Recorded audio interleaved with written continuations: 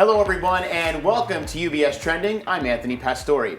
Social Security, it provides a unique combination of benefits, including inflation protection, a hedge to longevity risk, and guaranteed income. However, you may have many questions about when is the right time to start claiming those benefits and what some of the finer points that you should be considering are. So let's get into that right now with my colleagues, Ainsley Carbone and Caitlin McDonald. Thank you so much for joining me. And Caitlin, great to see you. Thanks for having this conversation with us. And I think, obviously, Ainsley and Caitlin, we talk about Social Security. I know Ainsley, you've written about it a lot in the Chief Investment Office. So the what it is, the how it works, it's out there. But a lot of folks have questions about when they maybe should start claiming those benefits, because that really is the big question that I know comes up quite often. So Caitlin, maybe you can start us off with talking about the basics of Social Security as we sort of set the table here, such as, what the benefits are and when they should begin.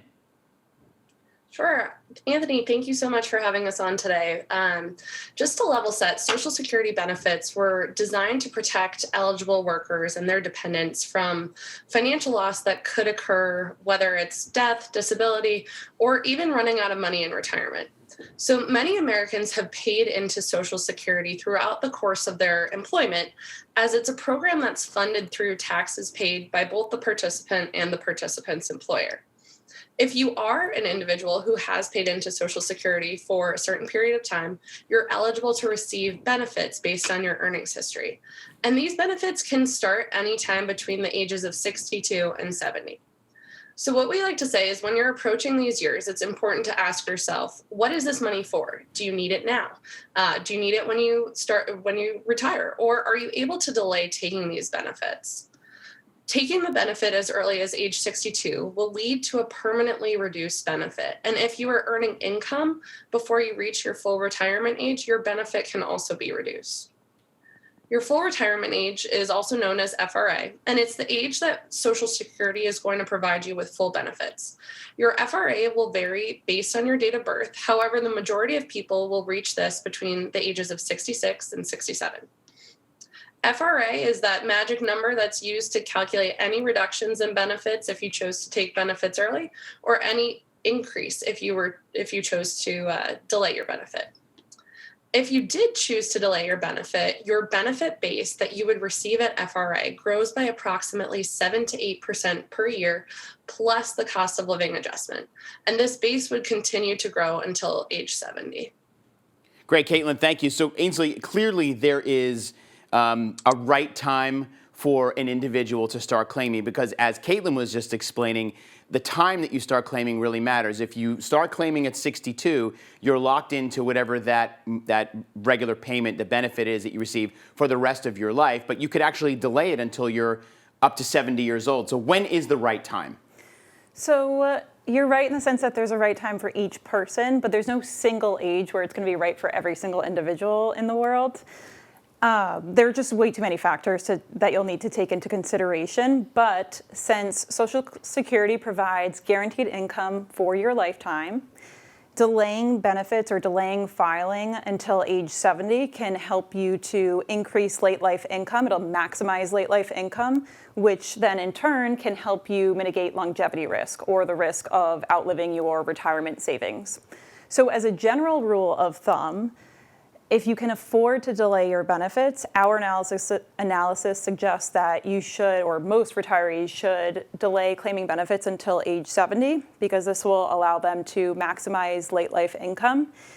And to take that strategy a little bit further, to enhance that strategy, we suggest that married couples take a more dynamic claiming approach where they're staging their claims, their Social Security claims, because that's going to help them maximize the overall value of the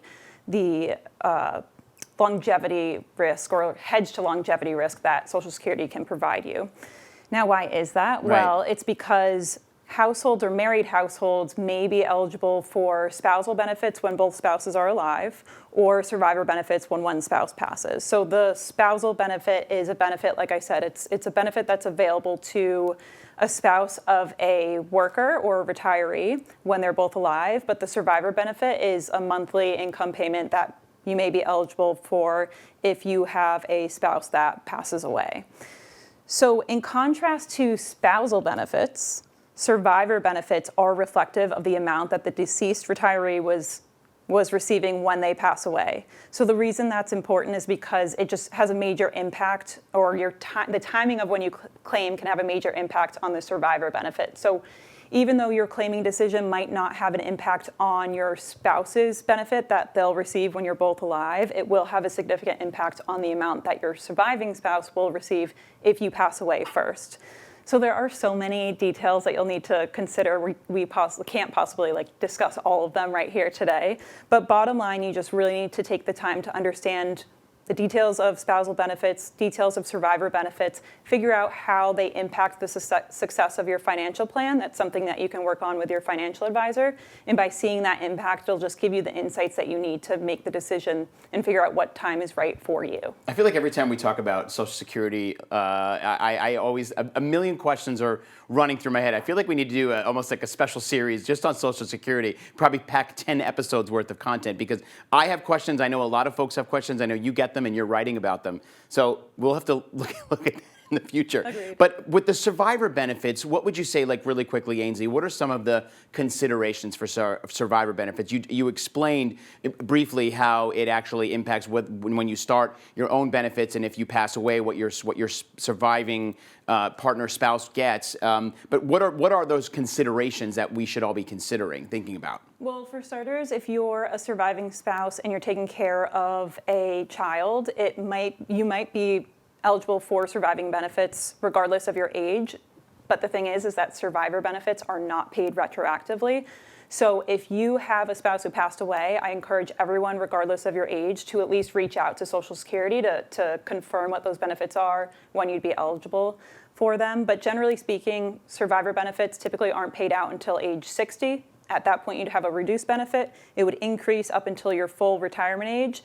So the timing can certainly have an impact on the outcome of your decision. So if you're eligible for spousal benefits survivor benefits and your own retirement benefit, I suggest comparing the two, because it might be the case that it pays to start one benefit and switch to another at a later point in time.